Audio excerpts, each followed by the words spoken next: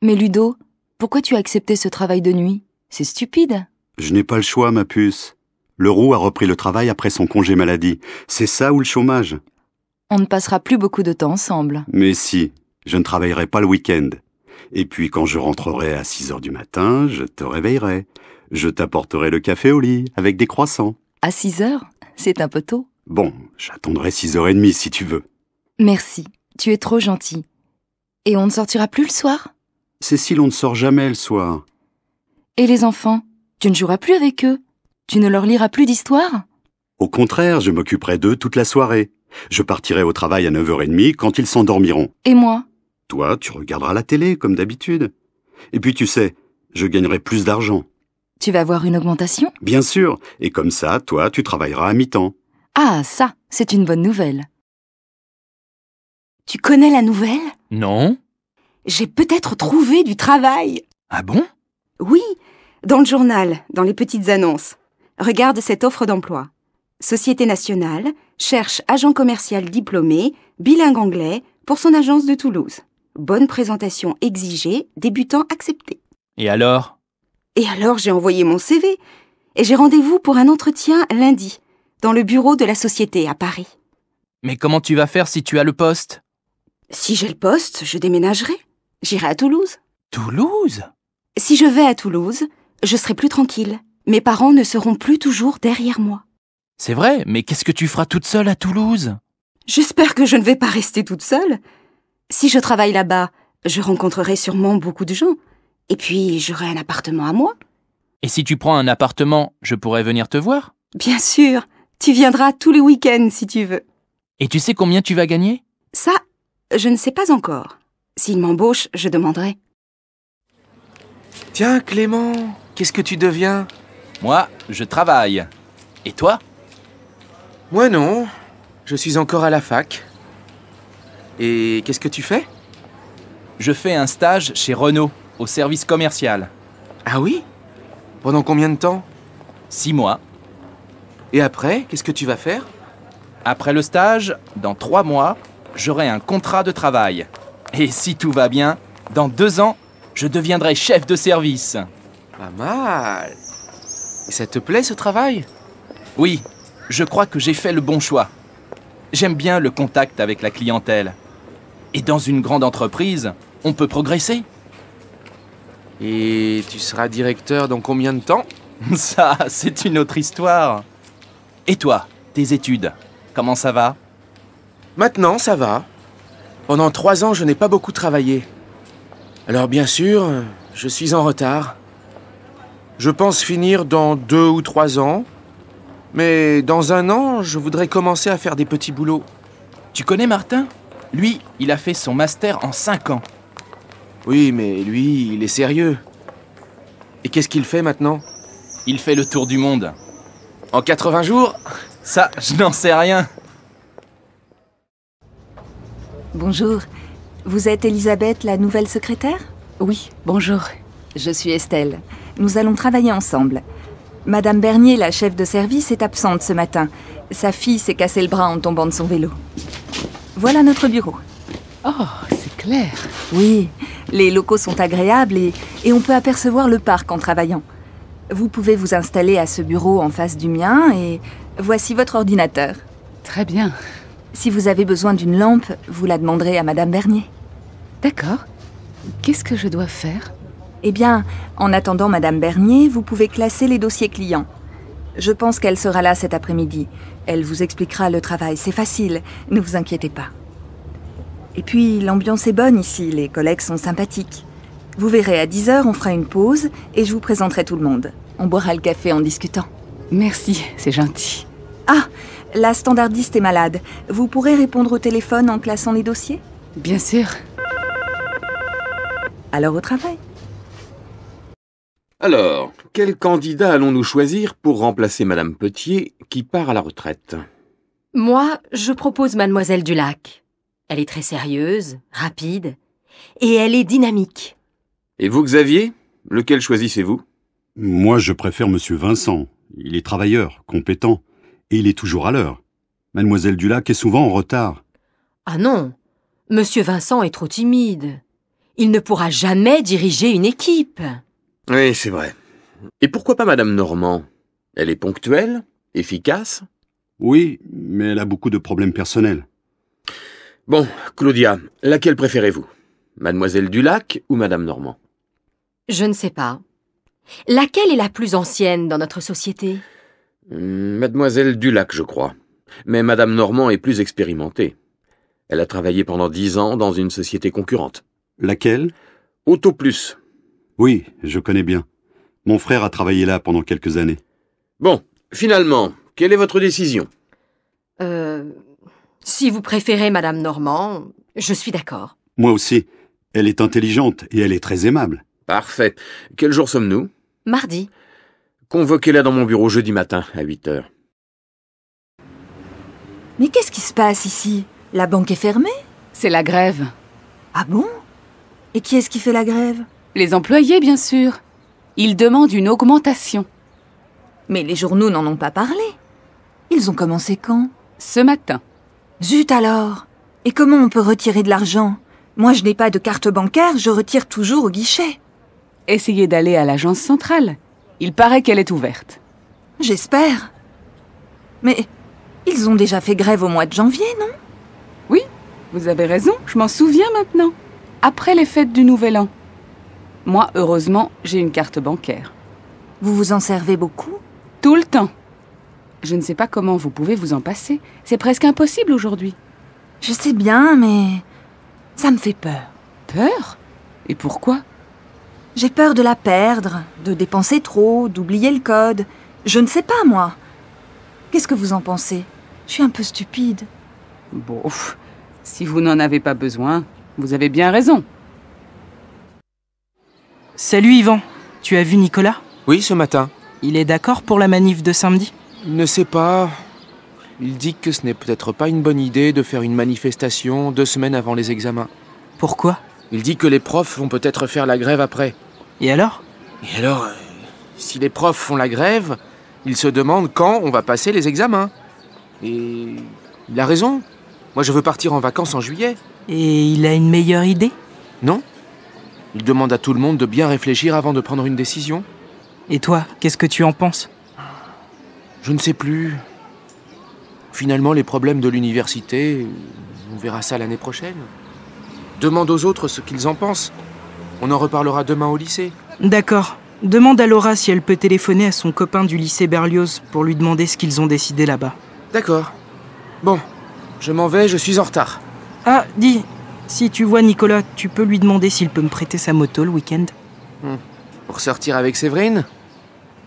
Toi, Marco, tu penses plus aux filles qu'à la manif. Alors, la rencontre avec les patrons, comment ça s'est passé? Mal. Ils veulent fermer l'usine. Mais ils savent qu'on est d'accord pour travailler plus. Oui, ils le savent. Mais ils disent que l'usine n'est pas assez rentable. Ils n'ont pas le droit de faire ça. Ils ont oublié qu'on n'a pas demandé d'augmentation pendant 3 ans. Ça oui, ils l'ont oublié. Ils veulent gagner plus d'argent. Rien d'autre ne les intéresse. Ils vont licencier tous les ouvriers? Sûrement. S'ils ferment les usines, il y aura 500 chômeurs de plus dans la région. C'est pas possible. Tout le monde le sait. Mais qu'est-ce qu'on peut faire? Tu crois que si on arrête la grève, ça changera quelque chose? Je ne crois pas. Ils ont décidé de fermer les usines, ils le feront. Il paraît qu'on va avoir des indemnités, peut-être 20 000 euros. Qui t'a dit ça? Je l'ai lu dans le journal. Et tu le crois? Ben, je ne sais pas. Eh ben moi, si je reçois 20 000 euros, je vais m'acheter une voiture et je vais devenir chauffeur de taxi. Pardon, monsieur, vous travaillez? Bien sûr. Enfin, je suis en train de faire un stage de formation. J'ai travaillé pendant 10 ans dans la même entreprise, mais elle vient de licencier tout le monde. Mais moi, je ne suis pas au chômage. Je vais commencer un nouveau travail dans 2 semaines. Et qu'est-ce que vous allez faire? Chauffeur de bus. À votre avis, quelles sont vos qualités professionnelles? Je ne sais pas. Je crois que je suis sérieux. Mes collègues disent que je suis dynamique et efficace. Je suis aimable aussi. Vous connaissez la nouvelle émission de télévision sur les Français au travail? Je ne l'ai pas vue, mais j'en ai entendu parler. Chaque semaine, l'émission suit un Français à son travail pendant une journée complète. Ah oui, ma femme me l'a dit. Elle a regardé la première émission. Alors, Si je vous propose de participer à cette émission, vous accepterez?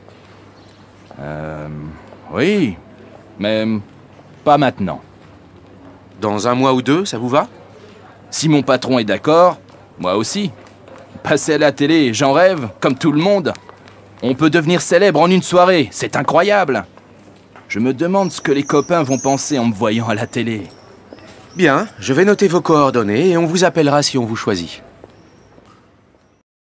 Alors, ta petite fête au bureau hier soir?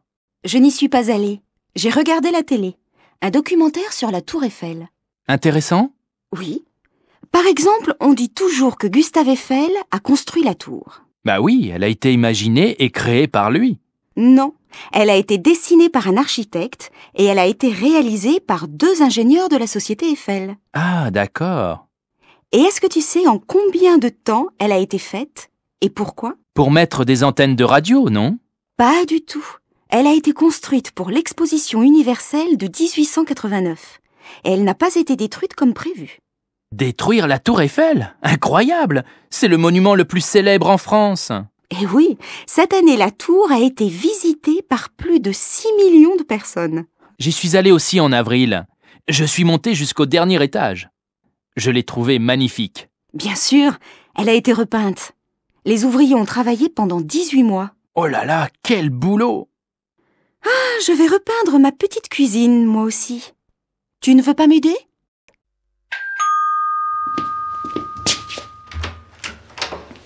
Mais qu'est-ce qui t'est arrivé? Ça fait 1 heure que je t'attends. Je suis désolée. Je suis partie de chez moi il y a presque 2 heures.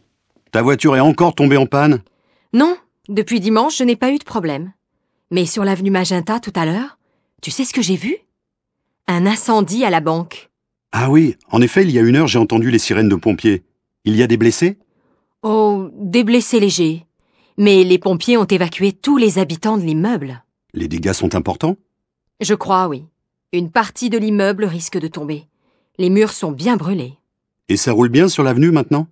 Ça circule bien depuis 10 minutes seulement. Bon, tu veux boire quelque chose? Bien sûr, ça fait 2 heures que je n'ai rien bu. Je crève de soif. Tiens, c'est bien la Société Nationale qui a brûlé. Non, la Banque du Midi. Mais ton frère, il habite au-dessus? Mais non, il n'y habite plus. Il est parti au Canada. Ah bon. Depuis combien de temps il est parti? Depuis 6 mois. Il est tombé amoureux d'une Canadienne. Attention, attention. Tous les voyageurs du train TGV 3458 sont invités à descendre du train car un incident technique s'est produit sur la voie. Mais qu'est-ce qui se passe exactement? Vous savez, vous? Non? Mais on va demander au chef de gare. Monsieur, s'il vous plaît. Qu'est-ce qui se passe? Il faut descendre? Oui, monsieur. Il faut descendre parce qu'il y a eu une explosion sur la voie. C'est un attentat? On ne sait pas encore. Mais il faut contrôler la voie et tous les trains. Oh là là! Il y a peut-être aussi une bombe dans le train? Est-ce qu'il y a des victimes? Non, il n'y avait personne sur la voie au moment de l'explosion. Je vais arriver à Paris à minuit à cause de cette bombe. Soyons positifs, madame. Grâce à la compétence de la SNCF, nous pourrons reprendre notre voyage en toute sécurité. Vous avez raison. Nous pouvons bien attendre un peu. Et puisque nous avons du temps, je vous offre un verre au café de la gare. Alors ça, c'est gentil. J'accepte avec plaisir. Bonjour, ma chérie. Bien dormi? Oh non. J'ai fait un drôle de rêve cette nuit. Un cauchemar. Ah bon? Raconte. Eh bien, on était à Tokyo. Et il y avait un tremblement de terre. Oui, ça arrive à Tokyo.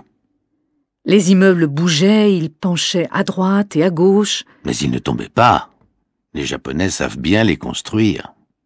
Les gens sortaient des stations de métro en courant, complètement affolés. Les femmes criaient au secours. C'était la panique générale.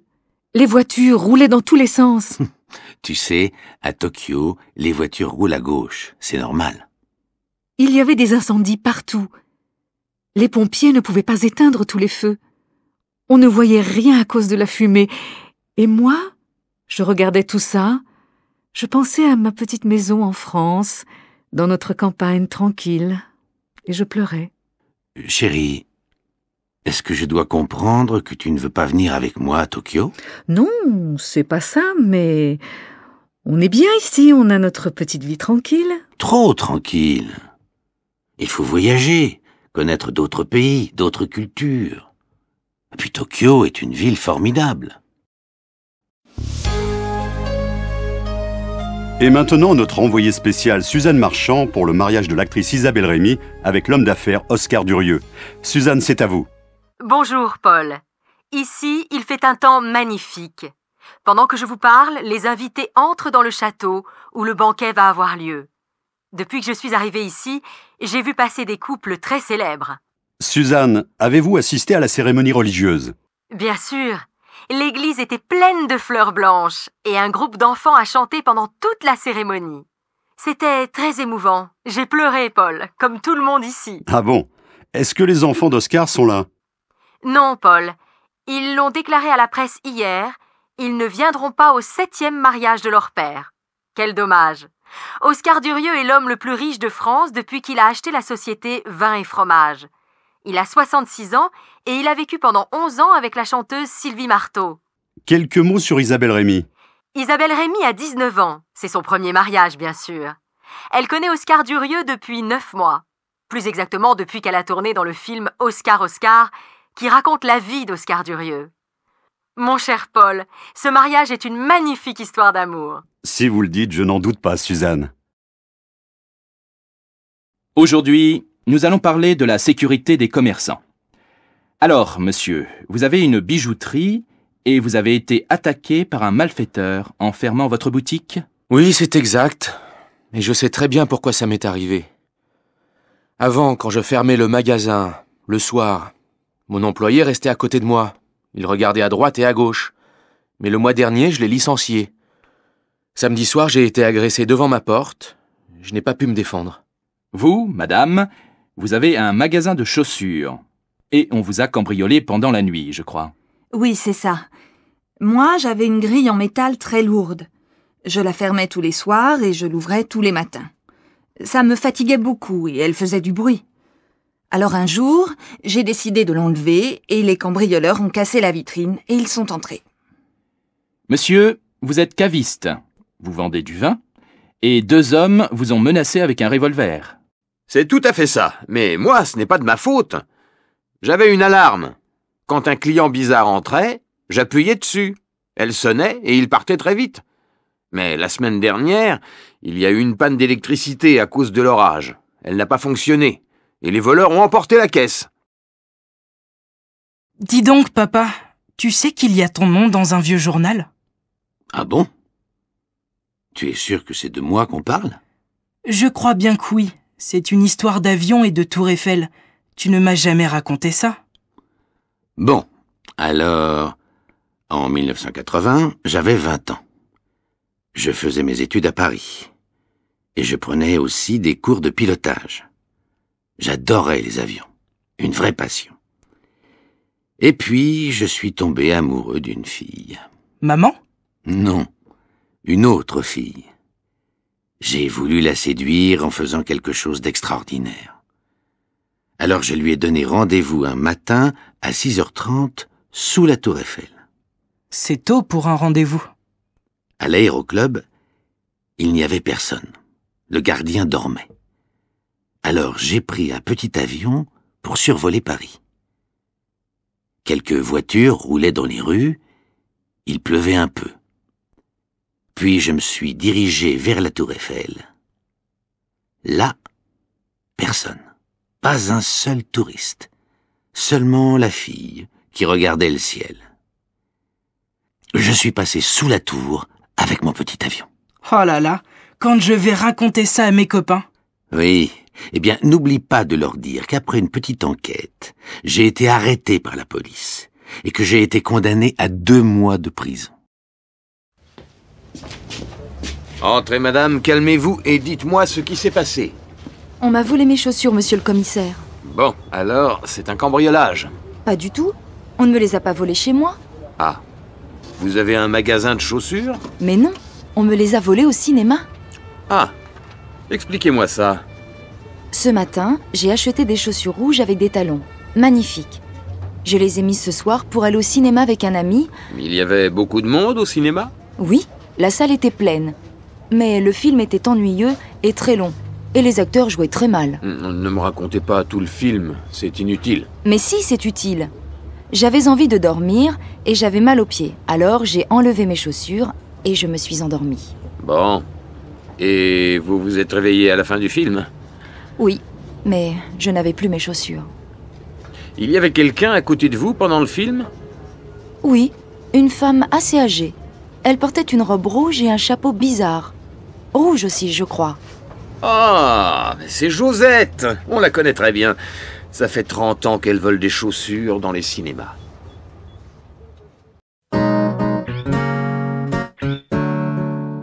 Bilan, page 44.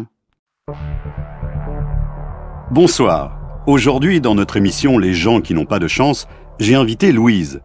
Alors Louise, vous avez 92 ans et vous avez été mariée combien de fois?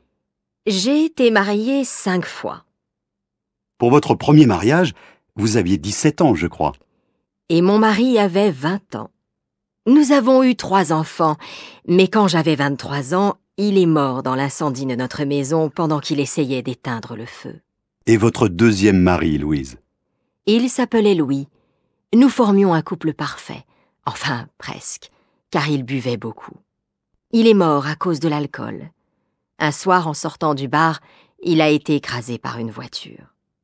Depuis qu'il est mort, je ne passe plus dans cette rue. Votre troisième mari était italien, n'est-ce pas? Oui, Giovanni était un homme joyeux, agréable, mais malhonnête. Il a été tué par la police pendant le cambriolage d'une banque. Et après, vous avez rencontré Joseph. Ah oui, il était plus âgé que moi et riche. Grâce à lui, j'ai beaucoup voyagé. Mais un jour, nous avons visité la Tour Eiffel et il est tombé. Nous arrivons à votre dernier mari, Émile. J'ai connu Émile à la maison de retraite où j'habite. À notre mariage, nous nous sommes bien amusés. Peut-être trop. Il est mort 2 jours plus tard. Ça fait 5 mois qu'il n'est plus là. Alors, Louise, les mariages, c'est terminé? Pas du tout. Je vais me marier dans 2 semaines avec le frère d'Émile. Il est charmant.